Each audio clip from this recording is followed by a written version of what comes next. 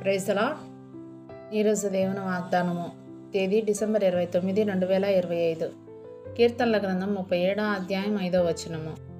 ఆయన నీ కార్యము నెరవేర్చును. ఆమేన్. ఒకప్పుడు నేను అనుకునేదాన్ని, ఒక విషయం గురించి ప్రార్థన చేసిన తర్వాత ఆ విషయం నెరవేరడానికి మానవపరంగా నేను చేయగలిగిందంతా చెయ్యాలని.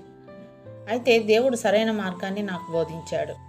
ఎలాగంటే నేను చేసే ప్రయత్నాలు ఆయన పనికి ఆటంకాలు తప్ప మరేం కాదని. ఒకసారి అంటూ ప్రార్థించి తప్పకుండా అది జరుగుతుందని నమ్మినట్లయితే ఆత్మలో స్తుతులు చెల్లిస్తూ వేచి ఉండాలని, ఆయన ఏదైనా చెప్తే చెయ్యాలని నేర్పించాడు. కానీ చేతులు ముడుచుకొని కూర్చోవడం, ఏమీ చేయకుండా కేవలం దేవుని మీద భారం వేసి ఊరుకుండడం మనకు రుచించదు కదా. పోరాటాల్లోకి మనం స్వయంగా దూకాలన్న శోధనను తట్టుకోవడమే కష్టం.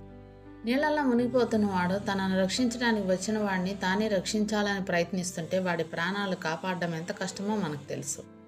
అలాగే మన పోరాటాలు మనమే పోరాడుతూ ఉంటే మన పక్షంగా యుద్ధం చేయడం దేవునికి కష్టమైపోతుంది.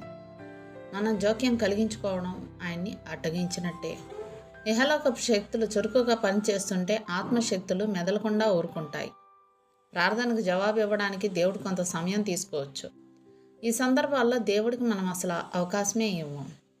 ఒక గులాబీ పువ్వుకి రంగు వేయడానికి, ఒక దేవదారు చెట్టును పెంచడానికి, గోధుమ పొలాల్లోంచి రొట్టెలు తయారు చేయడానికి కొంత సమయం కావాలి.